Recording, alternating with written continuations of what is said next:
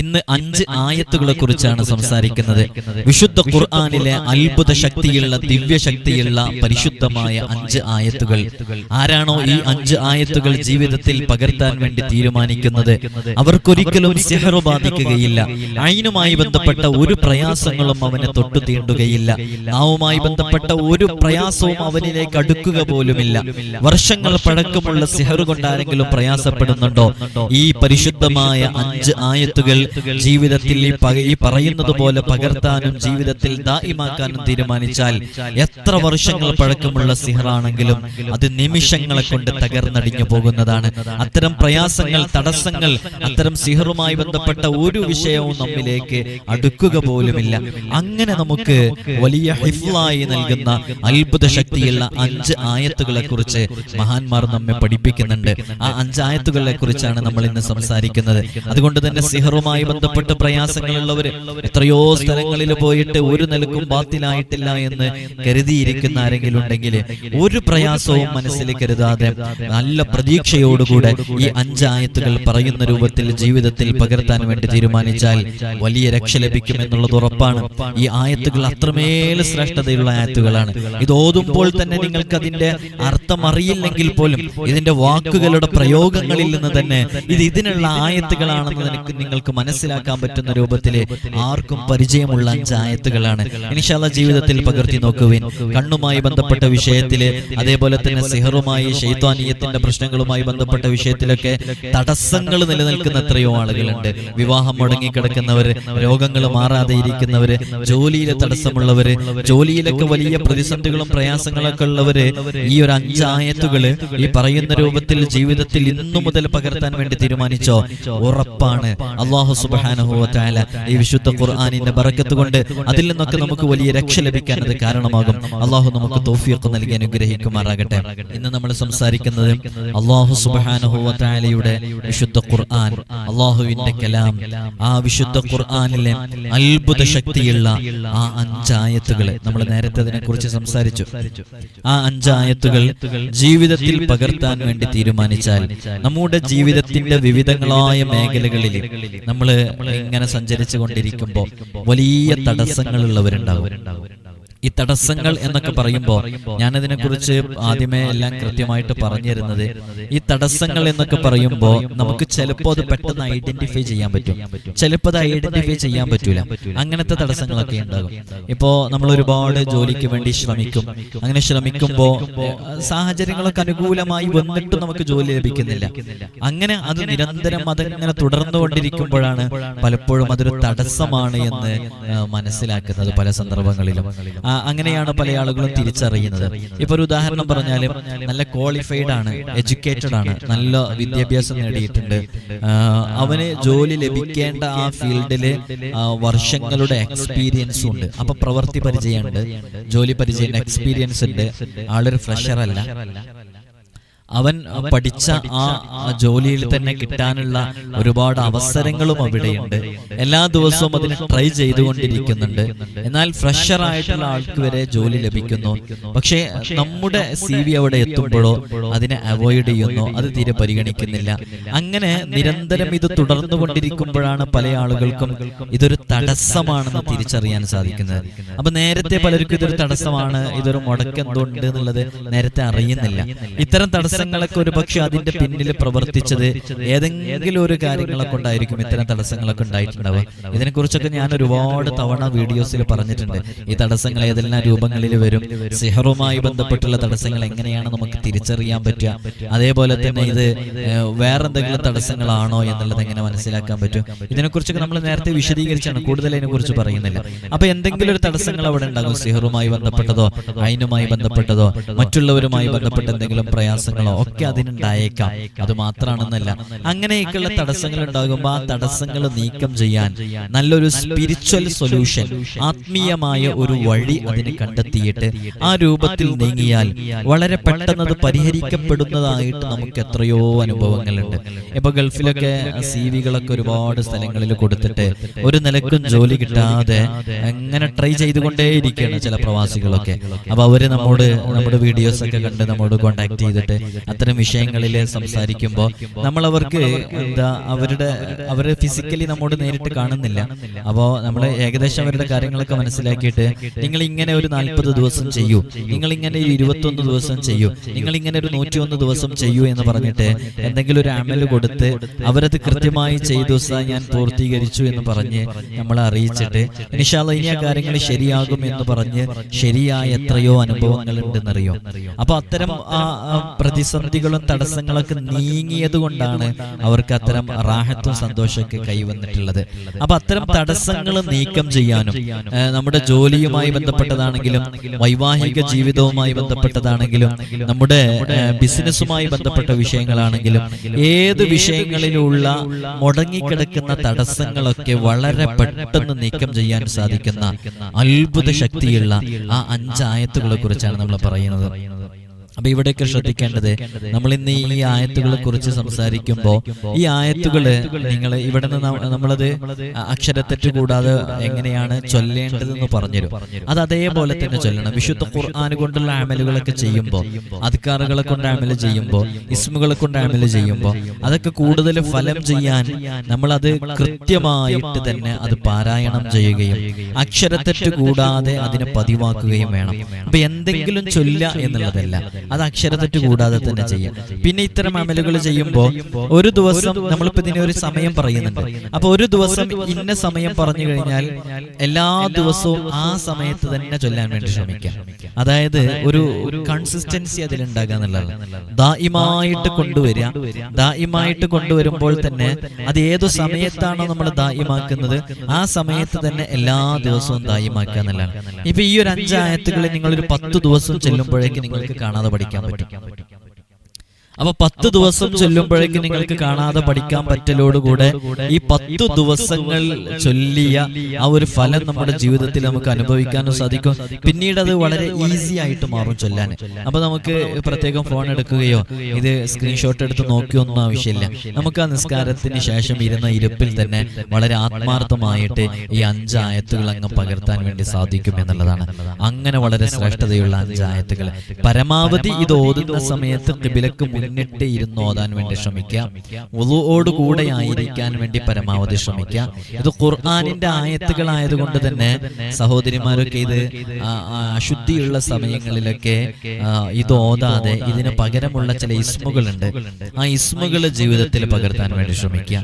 അപ്പൊ അങ്ങനെ ഈ ഒരു ആയത്തുകള് ശുദ്ധിയുള്ള സമയങ്ങളിൽ ഓതുക. ഇതിന് ഓൾട്ടർനേറ്റീവായിട്ട് നമ്മൾ നൽകുന്ന ചില ഇസ്മുകളുണ്ട്. ആ ഇസ്മുകള് ശുദ്ധിയില്ലാത്ത സമയങ്ങളിൽ ചൊല്ലി അങ്ങനെ ദായിമാക്കിയിട്ട് ഇങ്ങനെ കൊണ്ടുപോയി കഴിഞ്ഞാൽ അല്ലാഹു സുബ്ഹാനഹു വ തആല നമ്മുടെ ജീവിതത്തിൽ ഉള്ള എല്ലാ തടസ്സങ്ങളും നീക്കം ചെയ്ത് അതിലേക്ക് ഒരു ഫത്ഹ് നൽകി നമുക്ക് തന്നെ റാഹത്തും സന്തോഷവും ഉള്ളൊരു ജീവിതം കൈവരിക്കാൻ കാരണമാകും.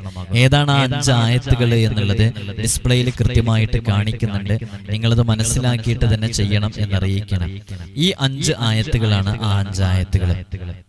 ഒന്നാമത്തേത് ശ്രദ്ധിച്ച് കേൾക്കുക. فسيكفيكهم الله وهو السميع العليم.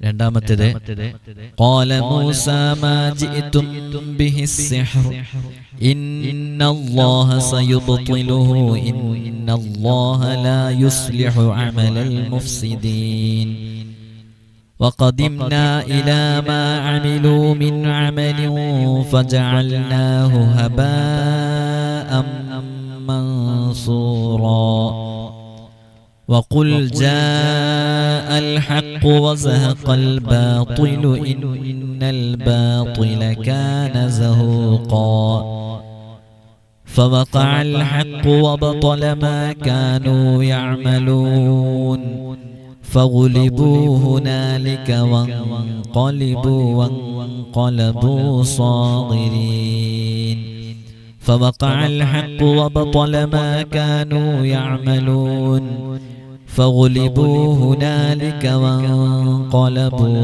صاغرين. ഇതാണ് 5 ആയത്തുകൾ. ഇത് നിങ്ങൾക്ക് ഇങ്ങനെ ചൊല്ലിയാൽ മതി.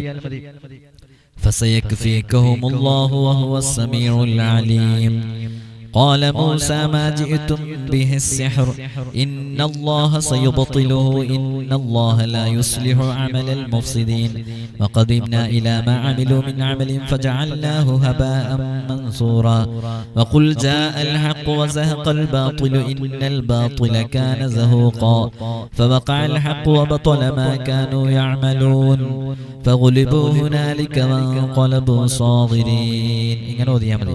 ഇനി ചൊല്ലുന്ന രൂപത്തിൽ ഇങ്ങനെ ചൊല്ലാം.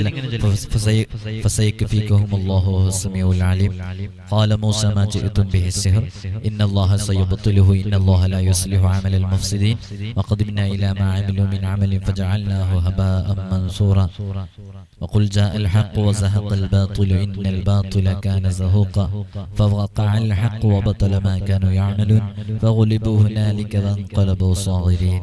എന്ത് എളുപ്പമുള്ള ആയത്തുകളാണ്. വളരെ ചുരുങ്ങിയ സമയം കൊണ്ട് നമുക്ക് ചൊല്ലാൻ പറ്റില്ല. വളരെ ചുരുങ്ങിയ സമയം കൊണ്ട് നമുക്ക് ചൊല്ലാനും സാധിക്കും. ഇതൊരു 2-3 ദിവസം അല്ലെങ്കിൽ ഒരു 10 ദിവസം ഇത് പതിവാക്കുമ്പോഴേക്ക് നമുക്കിത് ബൈഹാട്ടാകും. ഇത് കാണാതെ പഠിക്കാൻ പറ്റും. അങ്ങനെ കാണാതെ പഠിച്ച് ഇതിങ്ങനെ ചൊല്ലിക്കഴിഞ്ഞാൽ ഇത് നമുക്ക് വളരെ ഈസി ആയിട്ട് മാറും. പിന്നെ ഇത് എല്ലാ ദിവസവും ചൊല്ലാനൊരു പ്രയാസം ഉണ്ടാവാതെ ഇരിക്കും. അപ്പൊ അങ്ങനെ ആകുമ്പോൾ അതിന് നല്ല ഫലം ലഭിക്കും. അപ്പൊ വളരെ റാഹത്തോടു കൂടെ ചൊല്ലാൻ പറ്റും. ഈ 5 ആയത്തുകൾ നിങ്ങൾ കാണാതെ പഠിക്കുക. ഇത് 7 തവണയാണ് ഓരോ ആയത്തും ചൊല്ലേണ്ടത്. ഇതിന് 7 തവണ. അപ്പൊ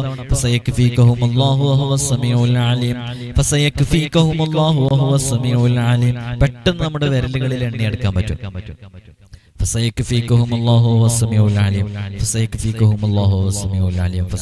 ആത്മാർത്ഥമായിട്ട് നിങ്ങൾ ജീവിതത്തിൽ പകർത്തിയൊക്കെ അത്ഭുതങ്ങൾ ജീവിതത്തിൽ സംഭവിക്കും.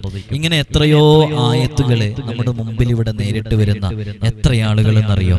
അവരോടൊക്കെ നമ്മൾ ഇത്തരം വിഷയങ്ങൾ പറഞ്ഞെടുക്കുമ്പോൾ വളരെ ആത്മാർത്ഥമായിട്ട് അവരത്ര അമലുകൾ ചെയ്യുമ്പോൾ അത്ഭുതങ്ങൾ സംഭവിക്കണം. ഇപ്പോ മാസങ്ങൾക്ക് മുമ്പ്, ഏതോ മാസമാണെന്ന് ഞാൻ ഓർക്കുന്നില്ല, കുറച്ചു മുമ്പ്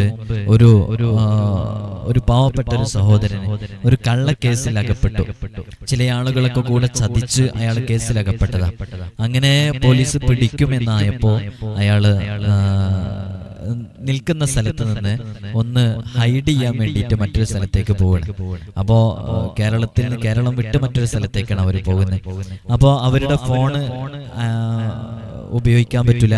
കാരണം പോലീസൊക്കെ അന്വേഷിച്ചു വന്നുകൊണ്ടിരിക്കുന്ന സമയമാണ്. അപ്പൊ അവർ വളരെ സീക്രട്ട് ആയിട്ടാണ് കോണ്ടാക്ട് ചെയ്തുകൊണ്ടിരിക്കുന്നത്. ഏതെല്ലോ നമ്പറിന് എപ്പോഴെങ്കിലൊക്കെ വിളിക്കും. അപ്പൊ വിളിക്കുന്ന സമയത്ത് എനിക്ക് എടുക്കാനും കഴിയൂല, ഒരു കൃത്യമായ നമ്പർ ഇല്ലാത്തതുകൊണ്ട്. അപ്പോ അൺനോൺ നമ്പറാണ് പലപ്പോഴും വരുന്നത്. അപ്പൊ ഒരിക്കൽ ഏതോ ഒരു ഫ്രീ ആയിരിക്കുന്ന സമയത്ത് ഒരു കോൾ വന്നപ്പോൾ ഞാൻ എടുത്തപ്പോ, ഉസ്താദ് ഞാൻ കുറെ സമയമായി ട്രൈ ചെയ്തുകൊണ്ടിരിക്കുന്നത്, എനിക്ക് ഒരു നമ്പറിന് മാത്രം വിളിക്കാൻ പറ്റില്ല, ഞാൻ ഇങ്ങനത്തെ ഒരു സാഹചര്യത്തിലാണ്, ഉസ്താദ് പ്രത്യേകം ദുആ ചെയ്യണം, എനിക്ക് എന്തെങ്കിലും ഒന്ന് ചൊല്ലാൻ വേണ്ടി തരണം. ഞാനൊരു കേസിൽ അകപ്പെട്ടിരിക്കുകയാണ്. എന്നെ പോലീസ് നാട്ടിലൊക്കെ അന്വേഷിച്ചുകൊണ്ടിരിക്കുകയാണ്.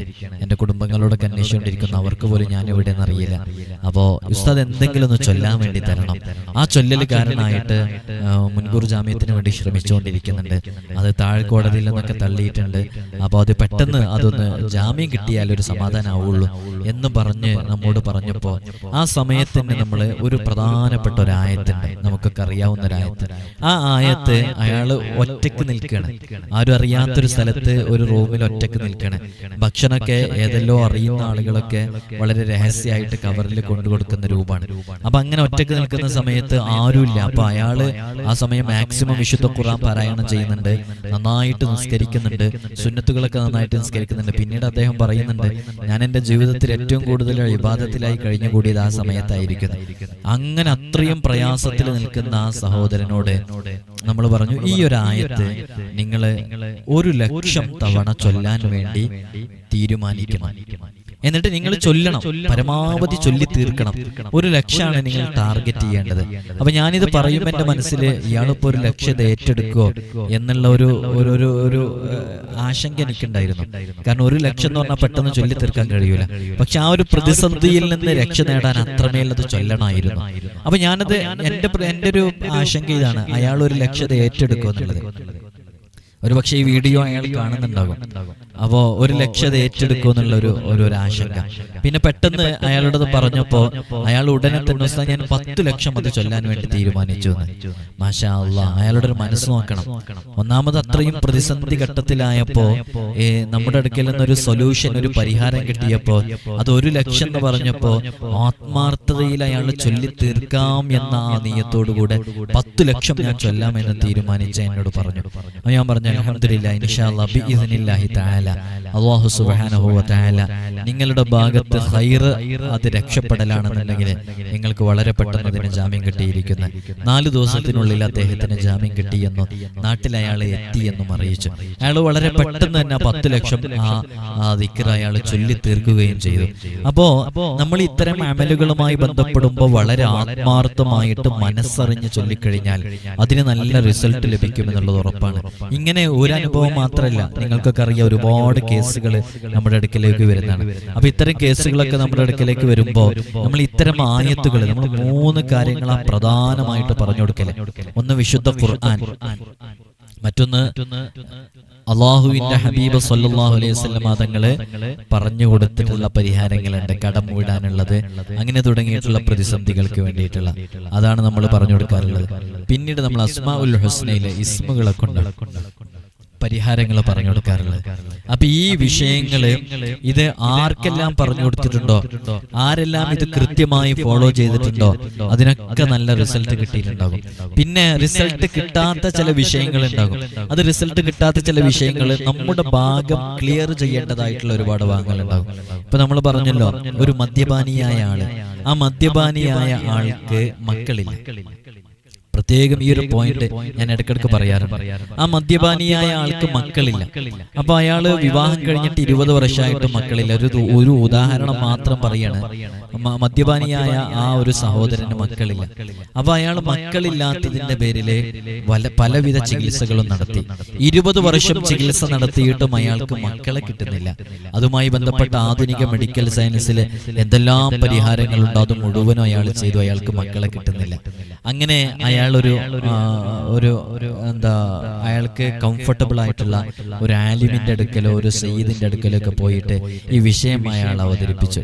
അപ്പൊ അയാളോട് പറഞ്ഞു, നമ്മളവിടെ മനസ്സിലാക്കേണ്ടത്, അപ്പൊ അതില് പ്രധാനമായിട്ട് തടസ്സമായിട്ട് നിന്നിട്ടുള്ളത് അയാളുടെ അടുക്കൽ ഒരു ദുസ്വഭാവമുണ്ട്. എന്താണ് ദുസ്വഭാവം? മദ്യപാനം അയാൾ പതിവാക്കി എന്നുള്ളതാണ്. അത് ഒഴിവാക്കാൻ പറ്റാത്ത രൂപത്തിൽ. അപ്പൊ അള്ളാഹു അത് ഒഴിവാക്കാൻ വേണ്ടിയിട്ട് അയാൾക്ക് കൊടുത്ത ഒരു പരീക്ഷണമായിരിക്കാം ആ മക്കളില്ലാതെ അള്ളാഹു അയാളെ നിലനിർത്തിയിട്ടുള്ളത്. അപ്പൊ എന്തിനങ്ങനെ ഒരു പരീക്ഷണം കൊടുക്കുന്നു? അയാള് മദ്യപിക്കുന്നു, മദ്യപാനം ഒഴിവാക്കാൻ പറ്റുന്നില്ല. കുടുംബങ്ങൾ പറയുന്നു, ഭാര്യ പറയുന്നു, മക്കള് പറയുന്നു, കുടുംബത്തിലുള്ള ഉമ്മയുപ്പയൊക്കെ പറയുന്നു, നീ അത് ചെയ്യല്ലേ, നീ ലഹരിയുമായിട്ട് അടിമപ്പെടല്ലേ, അത് ഒഴിവാക്കാതെ ഹറാമാണെന്നൊക്കെ പറഞ്ഞിട്ട് കേൾക്കുന്നില്ല. അപ്പൊ അയാൾക്ക് അള്ളാഹു മക്കളില്ലാത്ത പരീക്ഷണം കൊടുക്കുന്നു.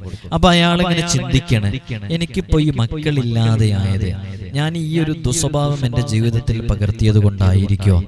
അങ്ങനെയെങ്കിൽ ഈ ദുസ്വഭാവം മാറ്റിയേക്കാം എന്നയാള് ചിന്തിച്ച് ആ ദുസ്വഭാവം മാറ്റാൻ വേണ്ടിയിട്ട് അള്ളാഹു കൊടുത്ത പരീക്ഷണമായിരിക്കാം ഈ ഒരു മദ്യപാനം ഒഴിവാക്കാൻ വേണ്ടിയിട്ട് അള്ളാഹു കൊടുത്ത പരീക്ഷണമായിരിക്കാം ഈ മക്കളില്ലാതെയുള്ള അവസ്ഥ. അപ്പൊ അത് ഒഴിവാക്കാൻ വേണ്ടി കൊടുത്താണെങ്കിൽ പിന്നെ അവിടെ എത്ര ട്രീറ്റ്മെന്റ് ചെയ്തിട്ട് എന്താ കാര്യം? അവിടെ ലക്ഷങ്ങൾ പോയിട്ട് മൾട്ടി സ്പെഷ്യാലിറ്റി, സൂപ്പർ സ്പെഷ്യാലിറ്റി ഹോസ്പിറ്റലുകളിൽ ഇതിനുവേണ്ടി പ്രത്യേകം സ്പെഷ്യലൈസ്ഡ് ആയിട്ടുള്ള ഹോസ്പിറ്റലുകളിലും ക്ലിനിക്കുകളിലും പോയിട്ട് ചികിത്സിച്ചിട്ടെന്ത് കാര്യം?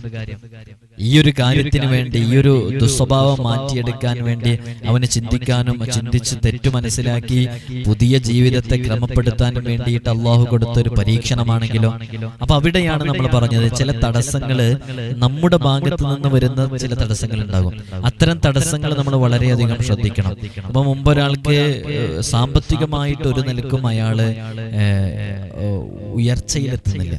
എങ്ങനെ നോക്കിയാലും സാമ്പത്തികമായിട്ടുള്ള തളർച്ച മാത്രമാണ്. അപ്പൊ നോക്കുമ്പോ ഒരുപാട് ഇത് തുടങ്ങിയത് ഏകദേശം ഒരു 7 വർഷം മുൻപാണ്. 7 വർഷം മുൻപ് വരെ അയാൾക്ക് നല്ല സന്തോഷമാണ്. 7 വർഷത്തിന്റെ ഇങ്ങോട്ട് വളരെ പ്രയാസകരമായ ജീവിതമാണ്.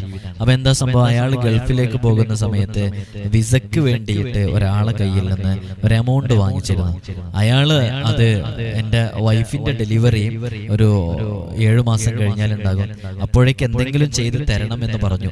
അങ്ങനെ എന്തെങ്കിലും ചെയ്ത് തരണമെന്ന് പറഞ്ഞ് കൊടുത്ത ആ ക്യാഷ് വൈഫിന്റെ ഡെലിവറിയായി വിളിച്ച് ചോദിച്ചപ്പോ ഫോൺ എടുക്കുന്നില്ല, റീപ്ലൈ കൊടുക്കുന്നില്ല, ഒരു കോണ്ടാക്റ്റും ഇല്ല. അങ്ങനെ ഇയാൾ ഡെലിവറിക്ക് വേണ്ടി ഒരുപാട് സ്ട്രഗിൾ ചെയ്തു, ഒരുപാട് സ്ഥലങ്ങളിൽ കടം ചോദിച്ചു. അങ്ങനെ ഡെലിവറിയുമായി ബന്ധപ്പെട്ട് വൈഫിന് നല്ല ട്രീറ്റ്മെന്റ് പോലും കൊടുക്കാൻ സാധിച്ചില്ല, ഈ ഒരു ക്യാഷ് കിട്ടാത്തത് കൊണ്ട്.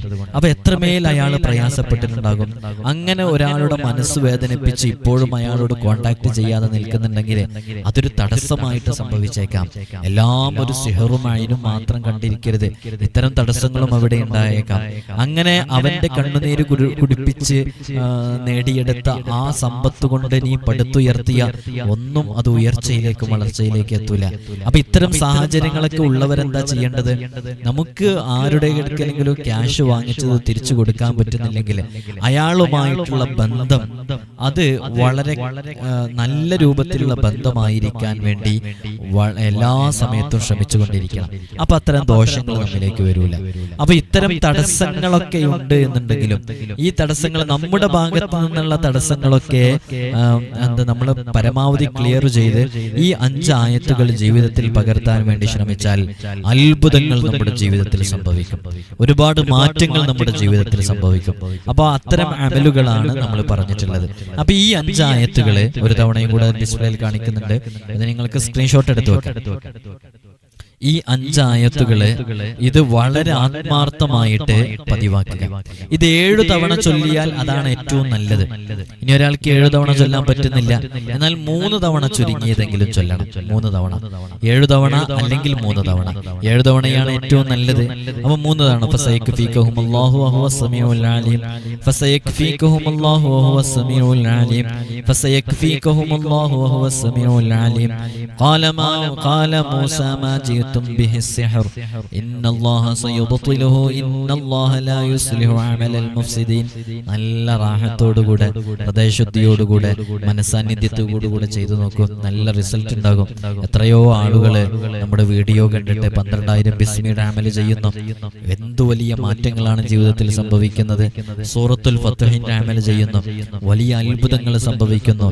ഒരിക്കലും പ്രതീക്ഷിക്കുന്നില്ല, ഒരിക്കലും പ്രതീക്ഷിക്കാത്ത എത്രയോ കാര്യങ്ങള് അത്ഭുതകരമാകുന്ന രൂപത്തിൽ സംഭവിക്കുന്നു, നടക്കുന്നു.